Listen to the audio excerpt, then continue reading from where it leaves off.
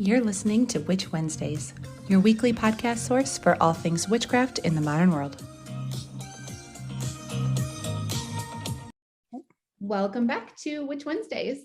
I am Steph, and I have a special guest with me today. This is one of my guest episodes, so it should be a really fun chat. But I am going to go ahead right now and let my guest introduce themselves and tell you a little bit about them and where you can find them online and on various social media platforms. Hi, so my name is Ruby Valentine. I'm 26. I would definitely consider myself to be more of an eclectic witch. In my everyday life, I'm also a clinical social worker, hair and makeup artist, alternative model, and a fashion blogger. And I'm very passionate about art, spirituality, photography, etc. Oh, and you can find me at Miss Ruby Valentine on Instagram. Oh, great.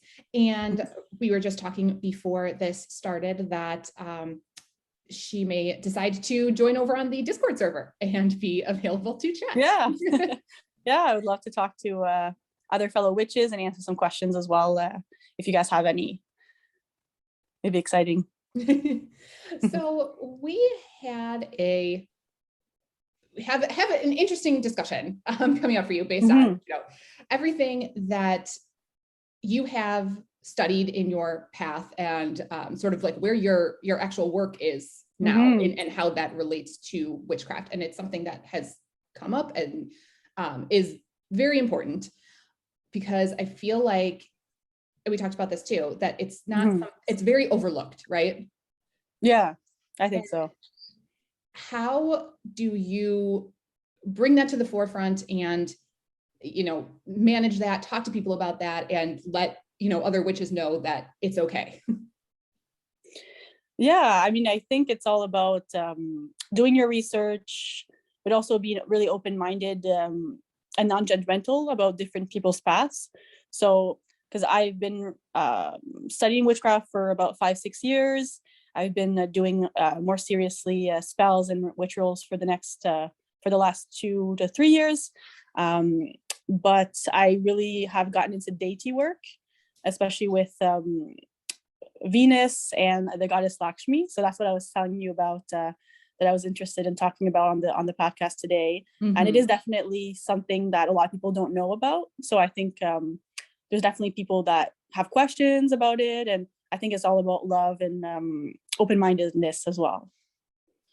Yeah. And I think when you talk about those subjects. Yeah. I think a lot of people struggle with deity work, first of all. So it's very interesting to have somebody who is so well-versed in that to chat, and then also that works with a deity that focuses so much on love and self-love and self-acceptance. Because it's very difficult, and mentally it's very difficult when you are on a witchcraft path and you feel, especially when you're getting started, and you feel very alone and isolated.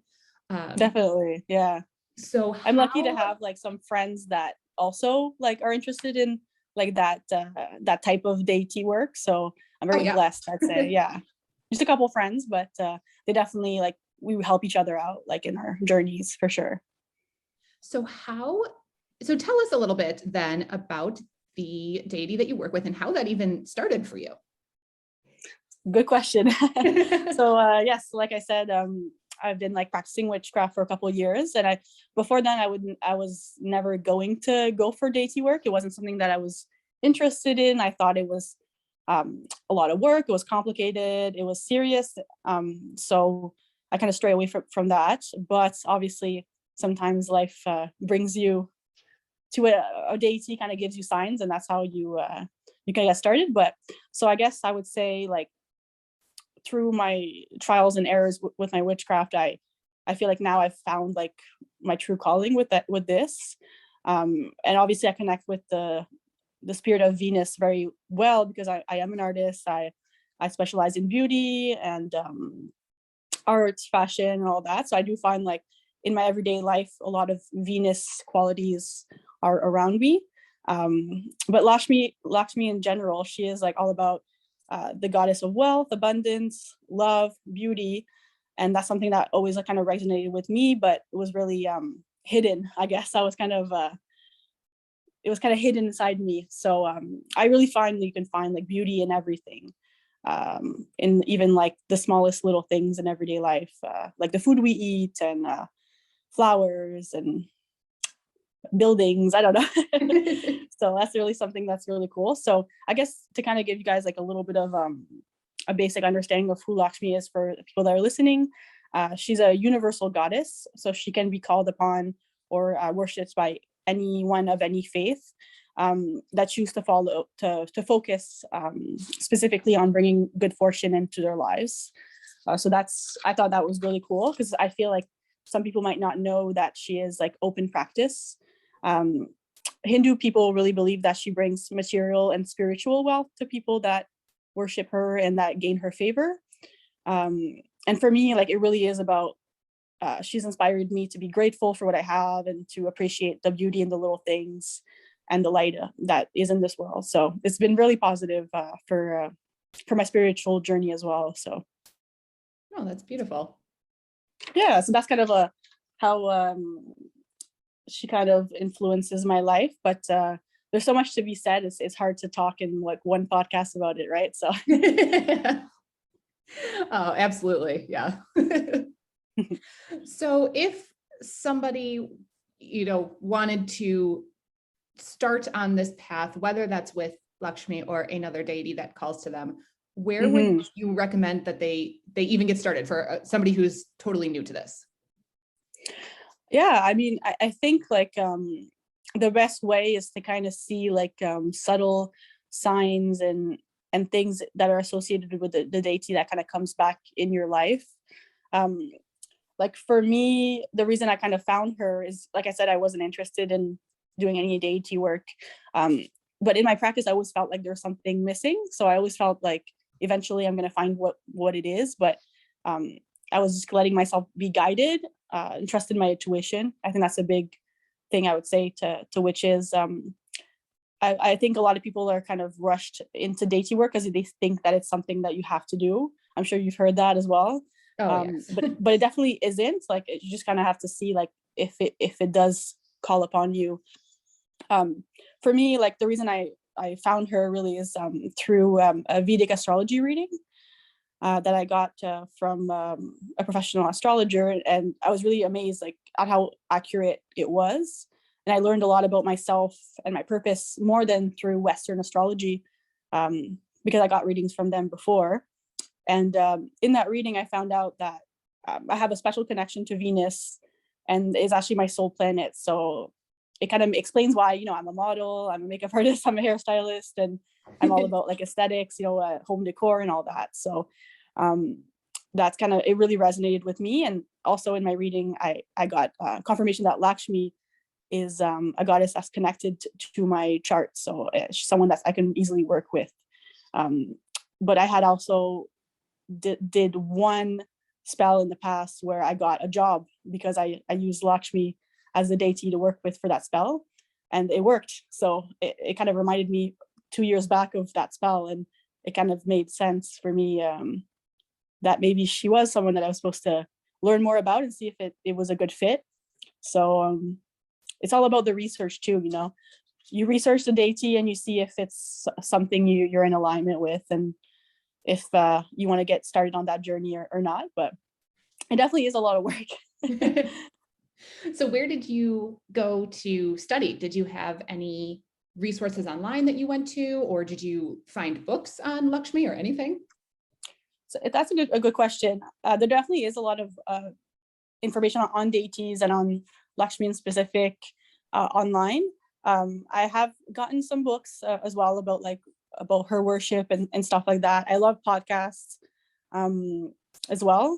So I think I kind of go with all kinds of information sources. I think that's how the best way to do it, honestly. And we're pretty lucky in this day and age to have all these resources to learn more about deities and what they like, and how to properly honor them and respectfully honor them too, right? Because you are working with like serious energy, right?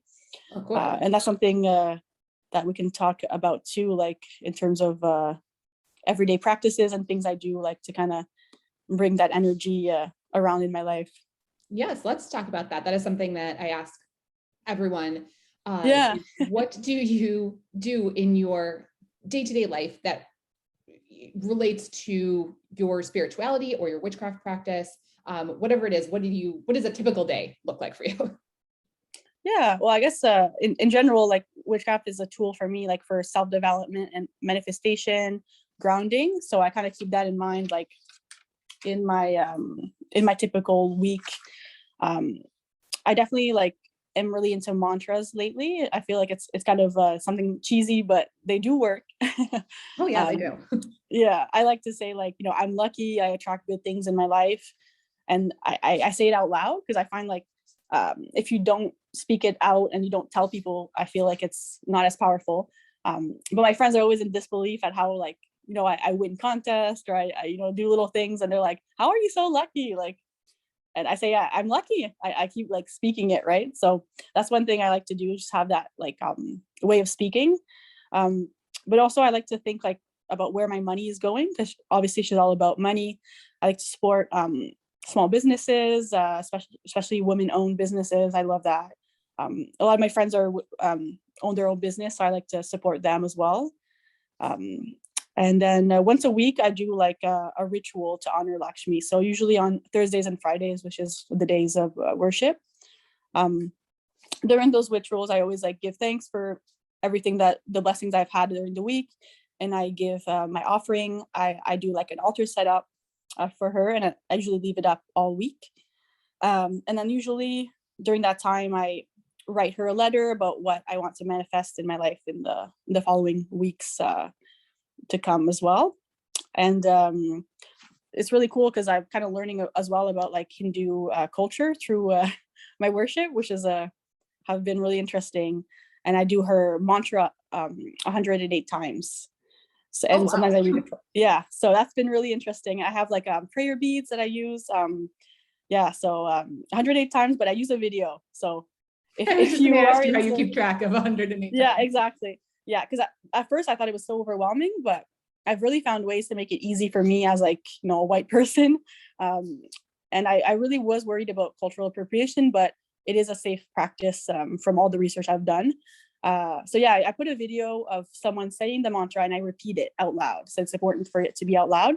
And I also have prayer beads with 108 beads on it. So kind of helps me keep track as well. Yeah, so I do have a lot of fun like making the altar, because I love like creating the setup. I always have fresh flowers on it as well. So it's a way to kind of keep my surroundings beautiful and inspiring for me. And also Lakshmi is all about cleaning, so it's been forcing me to clean a little bit more. Yeah, added benefits. Yeah, exactly, because she doesn't like clutter, so I've been like donating a lot of clothing, trying to like tidy up more often, just to kind of keep in that spirit of like decluttering and giving back. So but yeah, no, it's been very positive, a way to ground myself as well throughout the week. And I love listening to her music as well. Music while I'm working, that chant to her, and that's kind of how I stay connected. Podcasts as well are really good. So yeah, it's been a fun journey so far. I'm excited to keep learning. What, if any, challenges have you faced since you started sort of your practice, your deity work, working with Lakshmi? I know you just mentioned cultural appropriation and having to research that. So what are some challenges that you've faced along the way? Yeah, I mean, I think like all witches, we I guess always we have our own struggles. Or I think it's at the beginning of deity work, I thought I wasn't good enough to do deity work, and then I realized that I knew a lot more than I thought I did. And it was a lot easier. But I think it's all about like trusting and taking the time to do that research, and not necessarily like doubting yourself if it feels right.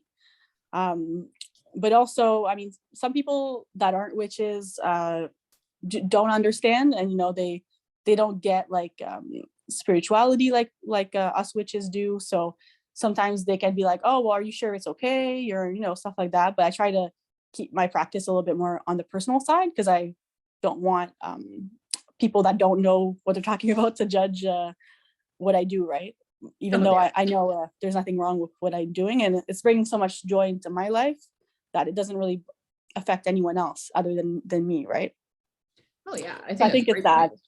Yeah, I think it's all about like trusting your own journey and your own research, and being confident. Especially since me, like I've done research in witchcraft for like the last 5 years, right? So obviously, I think I was like, oh yeah, I'm a beginner, but technically not really if I've been researching for that long.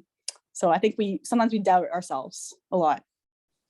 Yeah, that comes up as a question and just general commentary from witches who start listening to this podcast and they're brand new, is they often question whether they know enough, whether they're ready to like get started in any of this, to cast their first spell or to, start working with a deity. And I think it's important to, say that it's okay, more than you think you do. Research is a big part of that. So if you've been researching, like you're probably ready. No, exactly. And I wouldn't say like, I saw a TikTok the other day, and I kind of thought about you and your podcast, because it was someone that just started their grimoire. They had one page and they're already wondering what deity was for them. And the person that was answering on the TikTok were saying like, you don't have to pick a deity right away. Like, you don't have to do things because you see it on TikTok or on social media, because everyone has their own journey through discovering what works for them.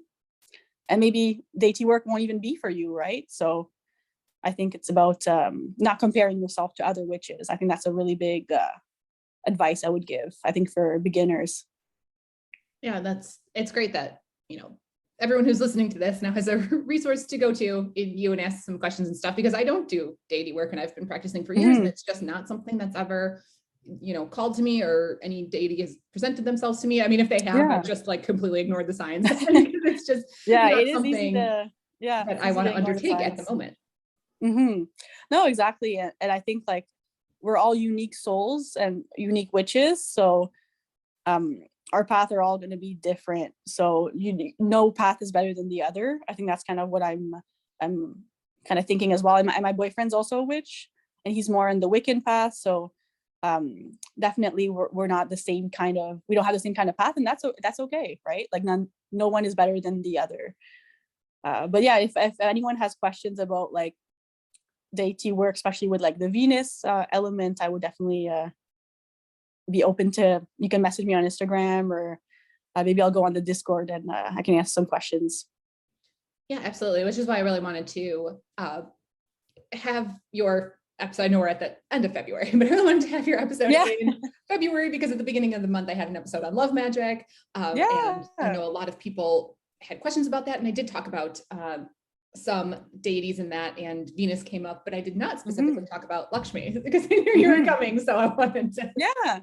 She's all about love and beauty, and also like abundance. So she does a lot of things, and I find they're all things that really speak to me in my life and what I'm doing right now. And it's all about success as well. And I have a lot of like side businesses too, so I think it brings a lot of positive influence into my life, like being in that worship space with her.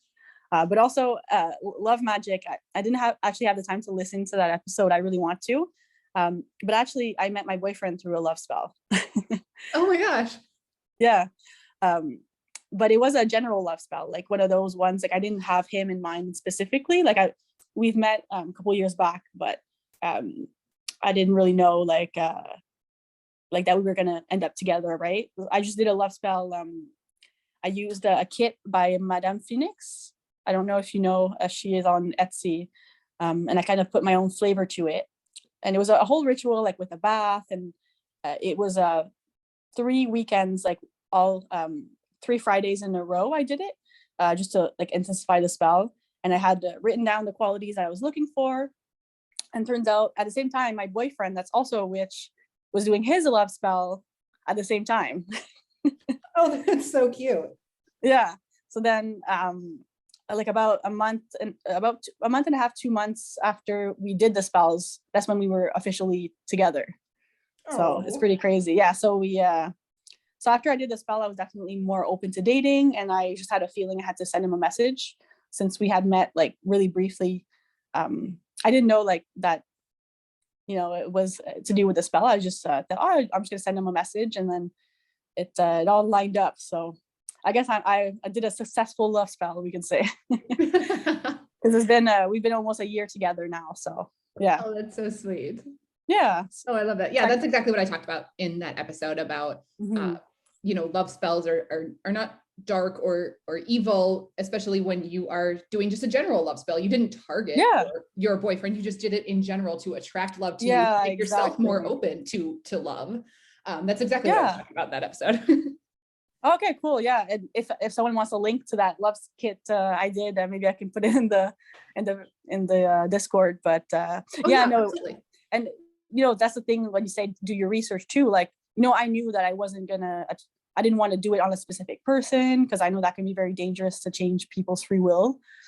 Right. So I really wanted to do it the right way. Like, and honestly, before I did the last spell, I considered it for 2 years before I did it, because I wanted to be ready, spiritually, to attract someone and to be in a happy relationship. And I definitely don't regret doing it. So if someone that's listening have been considering it, I'd say like research and see how you can make it personal to you, and you can have success with it. Oh yeah. And I think the month of February, but also, continuing into this entire year, it's a great, time to think about love. But as you're going forward, self-love is definitely included in that, and taking care of yourself, and whether that's, reaching out to a deity like Ruby does, that they work with self-love as well. That's all part of it. So if you are looking for growing just for yourself, and you're, treating yourself with kindness, that's definitely an option to call to a deity, whether that is Lakshmi or another love deity, to help you in that area as well. Oh yeah, I would definitely say so. Like, she's really easy to worship as well, because she loves, like, flowers, sweets, like red, pink. So it's very beautiful and inspiring, because I find like when you're doing witchcraft, is if your tools are inspiring and colorful and bring you happiness inside, it kind of intensifies the spell, I find. Oh yeah, absolutely. I agree with that completely. And red is my favorite color, so I'm like same, Lakshmi, me too. I love red. So I'm like, so you have a lot of red on your altar then? Yeah, exactly. My apartment's really red too. It's funny. My apartment's red and pink, which is like, and gold, which is all the Lakshmi colors. I didn't even know. There's a lot of things like that. It's like, it's already a Lakshmi worship apartment. It's really cute. And you mentioned that you are, I just wanted to touch on this before we wrap up, but you mentioned that you are also interested in past lives and also astrology. You have a ton of interests and a very wide practice.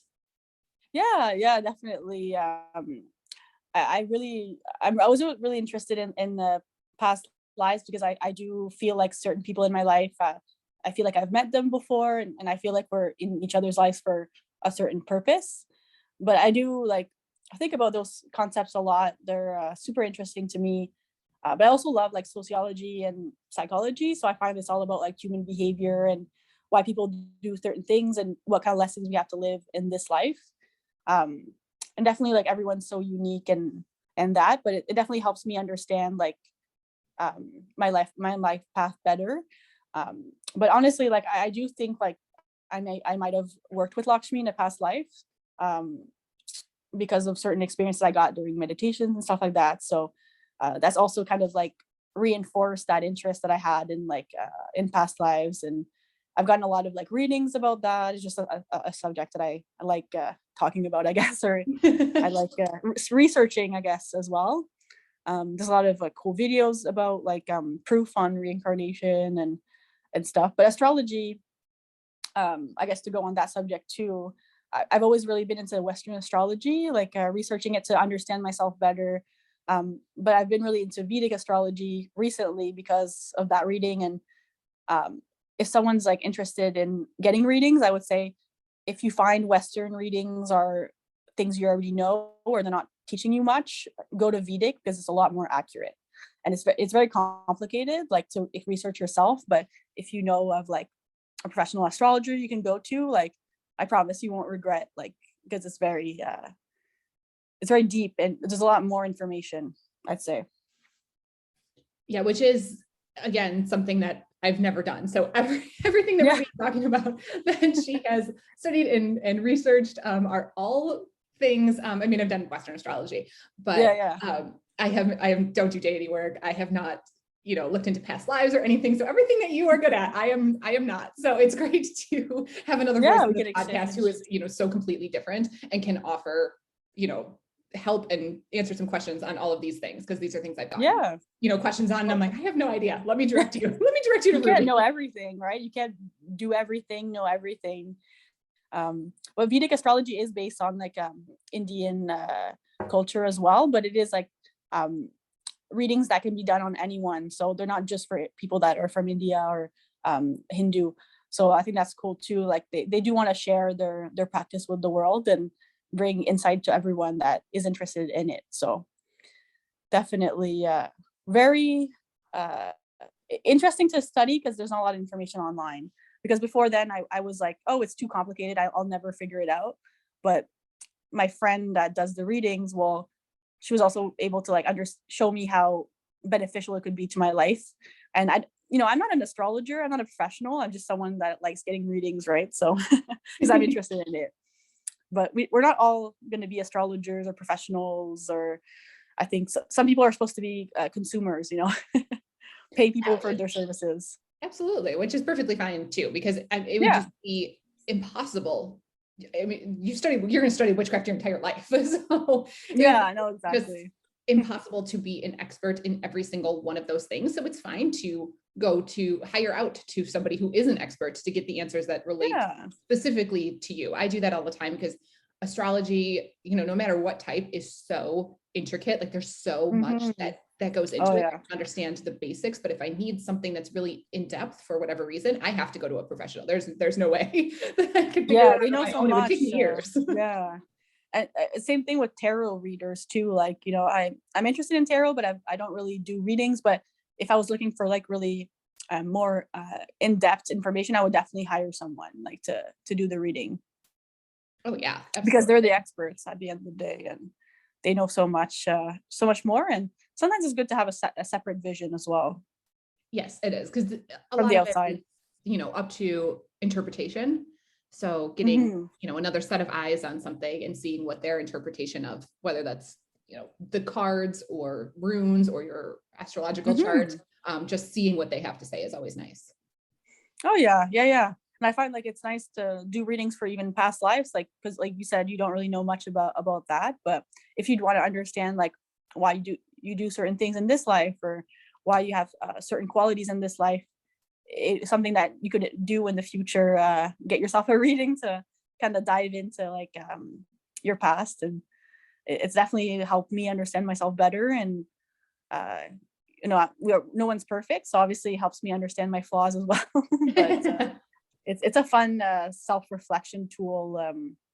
But yeah, I guess like not every witch is into that same self-reflection. There's definitely a lot of different ways to help understand yourself better and see what you need to work on and things that are kind of coming easy to you. Because I find every witch has their thing, right? Because me, it's more like obviously Venus magic, but it's not going to resonate with everyone the same way. Right. But hopefully someone's listening. Maybe it resonates with them, right? Like I think a lot of artists or people of that type are maybe going to feel like called upon that kind of practice. Yeah, absolutely. So you've given a lot of great advice to beginners throughout this entire episode. But before we wrap up, the last question I always like to ask is, do you have any other advice that you want to offer to somebody who is completely new to witchcraft to deity work to astrology, whatever it is, any beginner advice you want to give before you leave. Yeah, I would say like, don't rush into things, like take your time. And like I was kind of saying, like everyone's unique. So don't compare yourself to other witches thinking, well, I don't do that. Like, why does she do it like that? Or why does she seem like she knows more? Or, I think that's really positive. But I think like doing your research, not being too hard on yourself. And if you're doing something and you don't feel like it is working, don't be afraid to try new things, right? Because 5 years ago or 4 years ago, I wasn't doing what I'm doing now. And it did take some time for me to figure out what works and what is in alignment with my soul, right? So I think that's what I would recommend. And don't give up on it. So if it feels right, just keep doing your research, keep living, journal, do your work to figure out like the best way to do your spells that correlates with you. Because there's kitchen wishes, there's fire wishes, there's witches that go in the cosmic realm. So I think like do your research on every type and see like what resonates. I think that would be like my advice. And don't rush. That's not, I think I said that earlier, but I think that's my advice. Yeah, I think that is great. If you're just starting, you don't have everything figured out when you start, right? So it's all about taking your time with it, because there's no rush, and it's not a race to who's finishing first, or you have a lifetime. There is no finishing. Yeah, exactly. It's like you have your whole life to figure it out, Yeah, absolutely. No rush. Yeah, that's very important beginner advice. Yeah, and I'd say like TikTok is nice, but definitely don't use TikTok as a sole like tool. I'd say because it's hard to put all information in context in like a 1 minute or 2 minute, 3 minute video. So I think it's good to use more a longer form content like your podcast. I think is a great tool for people that are starting out and trying to figure out what works for them and what kind of witchcraft they want to get into like more deeply. No, thanks. Well, I love your podcast. I love listening. I'll keep listening. Oh, thank you. And thank you for being here today. I really appreciate all of the expertise that you have added on these topics that I know nothing about. Nice. Well, we're all, like I said, we're all, I guess, quote unquote experts in our own practice. It's so personal. Yes. And I will have Ruby's Instagram linked so you can find that easily.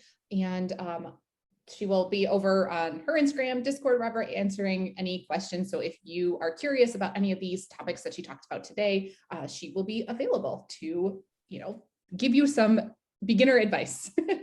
Yes, I'm not very well versed in Discord, but I'll definitely sign on Wednesday and try my best. Maybe I can always message you if I have questions about how to use it, but I've downloaded it before, so you can be patient. But thank you so much for having me. I've never heard anyone talk about this type of witchcraft, so I've always wanted to kind of spread the message, and hopefully it can resonate with someone, like I was saying. Yes, absolutely. I think a lot of people are going to really enjoy these topics because, again, they're things I've gotten questions on and I don't have the answer for. So if you are one of those people who have asked me about these topics before, here I am directing you to somebody who knows more than I do. Yeah. Well, that's great. Thank you. And listeners, that is everything that I have for you this week, and I will see you next week. Need even more? Subscribe to Patreon and YouTube for exclusive bonus content. Order a themed witchcraft box every month through Witch Wednesdays on Etsy. Be sure to follow on Instagram at Witch Wednesdays Podcast. Find all these links and more at witchwednesdays.com.